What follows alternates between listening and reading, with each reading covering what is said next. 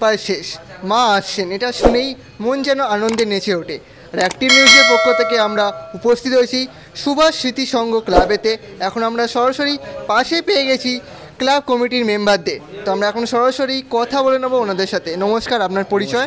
তন্ময় চ্যাটার্জি, আমি এবছরের joint secretary. আমি আছি কৃষ্ণচরণ চ্যাটার্জি, আরও বাকি যারা আমরা সব পুরনো অনেকে আমাদের মানে ফাউন্ডার মেম্বাররা সব, এই যে তরুণ মণ্ডল, সুনীল মুখার্জি, সুমেরু হাজরা, দীপক কোলে, সনাতন পাচার, আমরা আরও অনেকে, তার সাথে আরও অনেকে এখন আছে। ক্লাবের কততম বর্ষ আপনাদের? 50তম বর্ষে এবছর।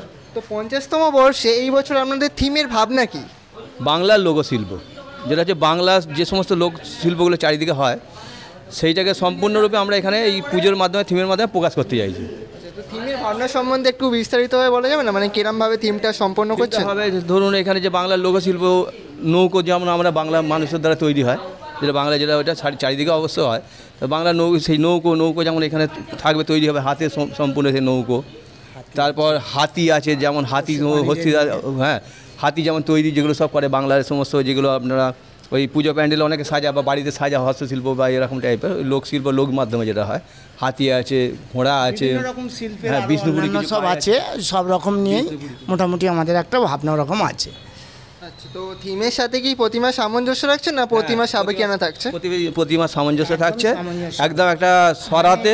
লাইটিংটাও ঠিক সেই রকমভাবেই করা আছে, লাইটিংটাও সব কিছু সামঞ্জস্য নিয়ে লাইটিংটাও করা আছে। একটা সরার মধ্যে তৈরি করা হয়, একটা পুরো বড় সরার মধ্যে প্রতিমাটা তৈরি করা, যেমন পটে আঁকা হয় কিন্তু মাটি সেইভাবে ঠাকুরটাকে তৈরি করা আছে থিম হিসেবে।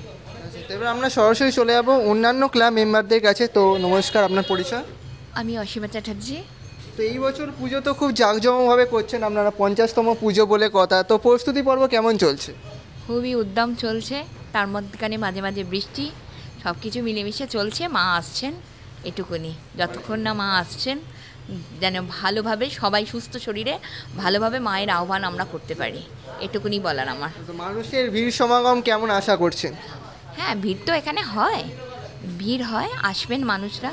সবথেকে বড় যেটা দরকার সেটা হচ্ছে মানে পরিবেশ প্রতিকূলতা, বৃষ্টি, এটাই দরকার।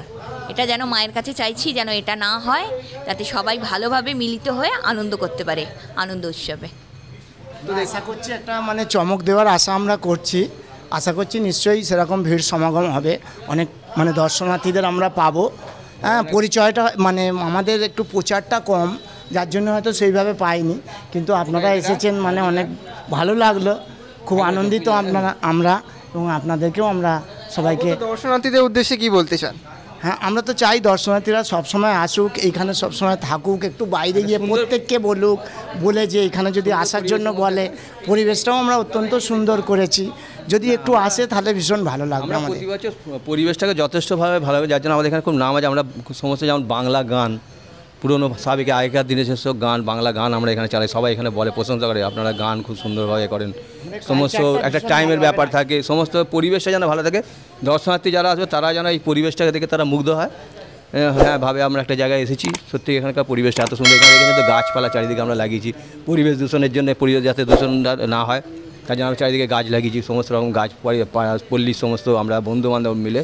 তো এইভাবেই আমাদের আশা আছে, ভগবানের কাছে কামনা করি বৃষ্টিটা যেন না হয়, তাহলে সমস্ত কিছু আমাদের কষ্টের এটা মানে হবে না।